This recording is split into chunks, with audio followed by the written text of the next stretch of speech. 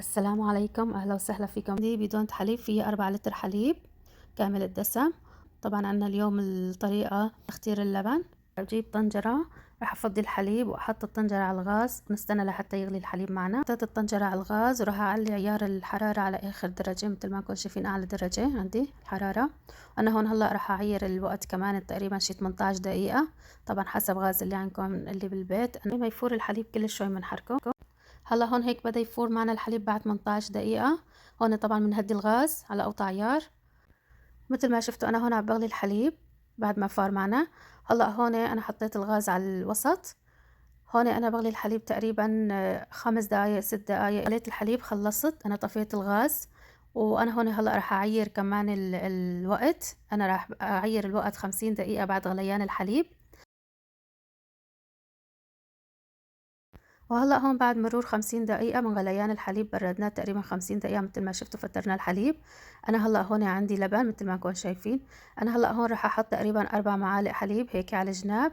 بعدين راح هيك أرجع بالصحن شوية حليب، أحرك اللبن على السوا بقلب الصحن وأفضي بنص السطل، وبعدين أحرك هيك الحليب مع اللبن على السوا. هون راح أغطي السطل الحليب على السوا لحتى يتخدر معنا اللبن. لازم يكون محل دافي. بجيب هيك هدول الشقفتين الفرو مثل ما انكم شايفين، بحط السطل وبغطيه هيك على السوا، وبعيف السطل على طرف لمدة تقريبا 5 ساعات.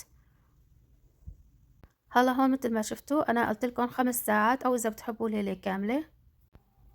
هلا هون بعد مرور 5 ساعات راح أفرجيكم شلون هيك خدرنا اللبن. بسم الله ما شاء الله، شايفين على هالشكل هيك.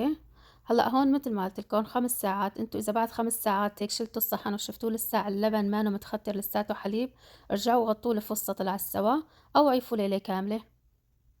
وهلا انا هون راح افرجيكم قوام اللبن. انا مجهزه سطل اللبن قبل بيومين. طبعا انا دائما قبل ما يخلص عندي السطل بيومين 3 بجهز سطل بحطه بالبراد. مثل ما كنتم شايفين انا هون بحط خرقه نظيفه على وجه اللبن مشان يسحب عنا هيك سوائل الزياده.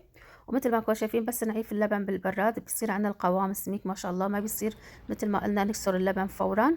فلازم نعيفه يومين 3 بالبراد. مثل ما كنتم شايفين هون الوجه ما شاء الله كله دسم، مثل ما قلنا حليب دسم ساوينا نحن اللبن.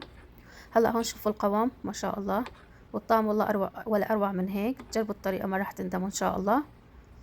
مثل ما تكونوا شايفين ما شاء الله.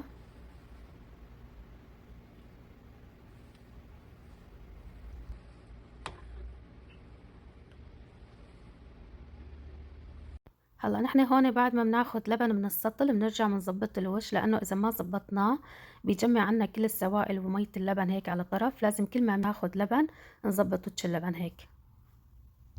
وهلا هون انا برجع بجيب خرقه نظيفه بحطها هيك على وجه اللبن، وبسكر السطل بحطه بالبراد مثل ما قلنا ليومين 3. وهيك وصلنا لنهاية الفيديو. ان شاء الله تكونوا انبسطتوا واستمتعتوا واستفدتوا من هالوصفة ان شاء الله. مثل ما شفتوا وصفة سهلة وناجحة 100% ان شاء الله. من فضلكم لا تنسوا اللايك والاشتراك بالقناة وتفعيل زر الجرس لحتى يوصلكم كل شي جديد. والسلام عليكم.